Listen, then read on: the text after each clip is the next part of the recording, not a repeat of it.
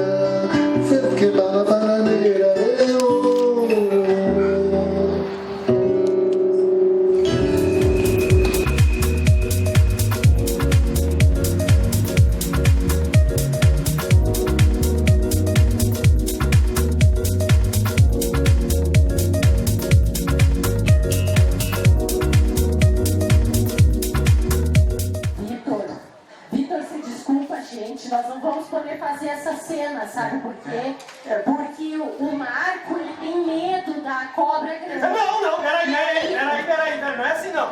Eu não sou medrosinho, não. Medrosinho! Não, olha o que você tá fazendo. Não é medrosinho! Medrosinho! Medrosinho! Medrosinho! Medrosinho! Medrosinho! Medrosinho! Medrosinho!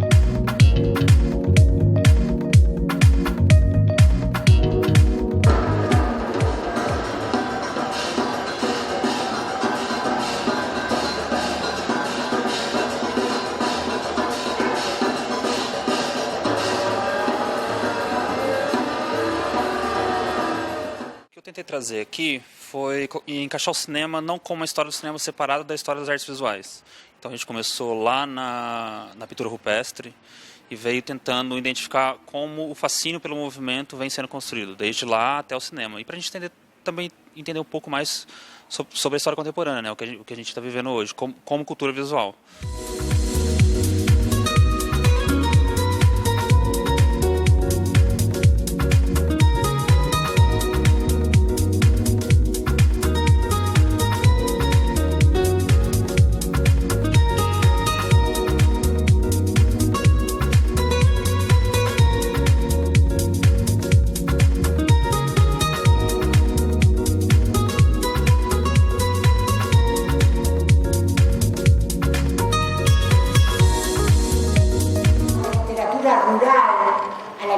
Con personajes del campo, y en realidad, si ustedes piensan bien, Montevideo, que es el más chiquitito de los 19 departamentos que tiene Uruguay, pero que es la capital y es donde siempre vivió más de la mitad del país, y por eso nuestro país es Montevideo dependiente, porque hay una macrocefalia muy marcada.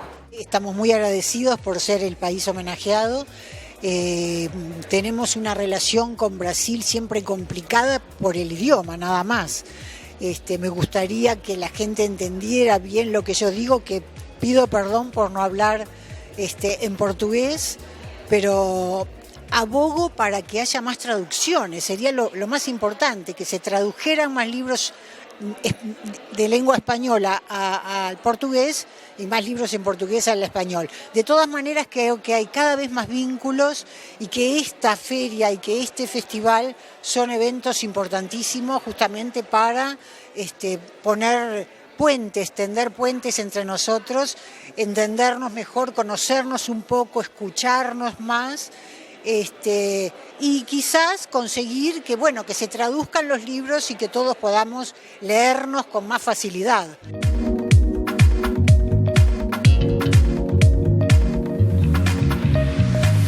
Uma vez por mês a gente passava um sábado inteiro, era uma imersão assim meio enlouquecedora. E o Rufato é que falou, olha, duas coisas, dois conselhos que ele deu assim pro grupo, né? Um tem um projeto e o outro é concursos literários. Escrevam concursos de contos. Eu tenho muito mais facilidade agora de falar, por exemplo, eu lancei o livro de poemas e eu não trago assim, porque eu não sei o tamanho dele, sabe? Assim, inclusive, dá seu endereço depois. Agora o livro eu me sinto assim muito mais à vontade de pegar e falar, olha, esse aqui é meu romance, e porque tem leitores, porque são os leitores que validam, né, o romance, o livro, né? E no caso ganhar um prêmio é ser validado por leitores, né? São leitores especializados, mas eles antes de tudo são leitores. Esse é o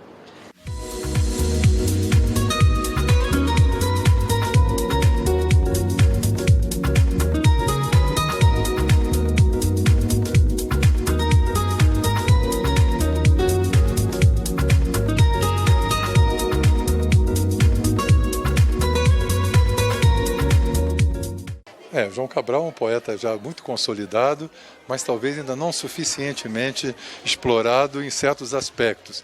E eu pretendo mostrar aspectos menos conhecidos da sua obra. O poema revela, como vocês vão perceber daqui a pouco, né, que ele, pequenininho, já alfabetizado, ele, o filho do engenho, né, da herança da grande propriedade, ele tinha uma cumplicidade com os trabalhadores do eito, da roça, analfabetos. E esse vínculo entre ambos se fazia, entre essas classes sociais tão distintas, já se fazia pela literatura.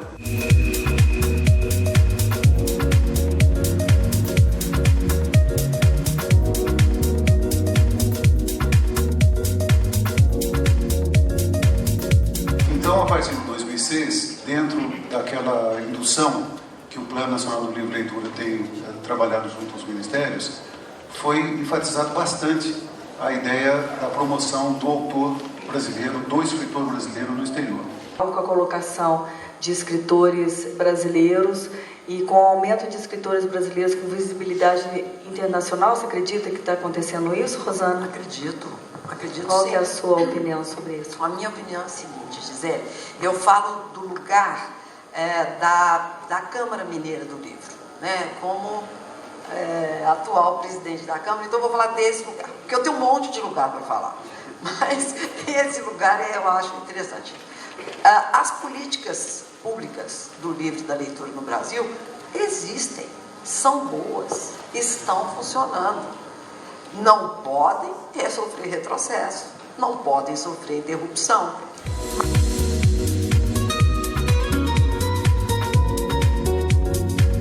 No meu caso, eu preferi optar pelo horror, que é muito mais realista, porque é o que a gente observa, é o que a gente vê todos os dias em mídias, em jornais, em revistas. Tem muita gente que acha que terror é terror e pronto, não é bem assim. A primeira divisão que o terror tem é do horror. O horror é uma coisa, o terror é outra totalmente diferente. O terror ele trata de um tema mais sobrenatural, assim, onde envolve fantasmas, espíritos, possessão. A demonologia ela entra no terror.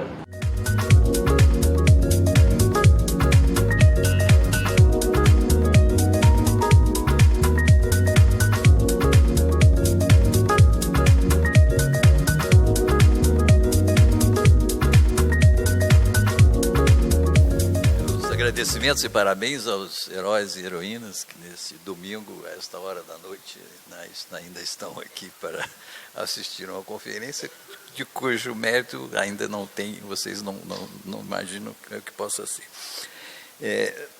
Ao ser convidado como patrono desta já consagrada Feira Nacional do Livro de Poços de Caldas, cujo tema é Literatura Clássica de Camões a Machado, respondi a Gisele e ao Dr. Rodrigo Falcone que não me considerava um literato e, portanto, não me julgava a pessoa certa para receber a honraria, como disse aqui ontem. Devo à generosidade dos dois a desconsideração de meu argumento e a confirmação do honroso convite, pelo qual muito lhes agradeço. Quanto ao tema da palestra, com minhas desculpas a Gisele e a Rodrigo, eu alterei um pouco o título, que consta na programação, isto é, Dom Pedro, a República e o Republicanismo. E o fiz porque quis enquadrar também na minha fala o escritor homenageado desta feira, Euclides da Cunha. Há duas razões para me ficar muito honrado com esta participação aqui, com o convite que me fizeram para este festival.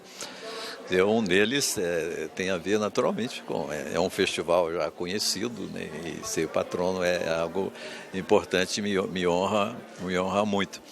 Eu até disse no início que é um festival literário, eu falei, olha, eu sou apenas um historiador, né, não sou literato. Mas depois, né, pensando-me lá, vi que realmente história e literatura e ficção tem uma relação bastante estreita. Eu acho que, quer dizer, história não é ficção, mas as duas coisas, né, se dão bem, né, digamos assim. E historiadores, bons historiadores, têm que ter um pouco de imaginação, né? E a outra razão é que, bom, Minas é minha pátria, né? Então, aqui é minha família, né? É aqui dessa região também, quer dizer, um pouco mais para o lado de São João do Rei. Mas este ambiente desse tipo de Minas, né, que eu chamo de Minas da Terra, que é de onde eu venho, né? Então eu me sinto muito à vontade aqui, muito em casa. Então, por essas duas razões eu fico muito feliz, né?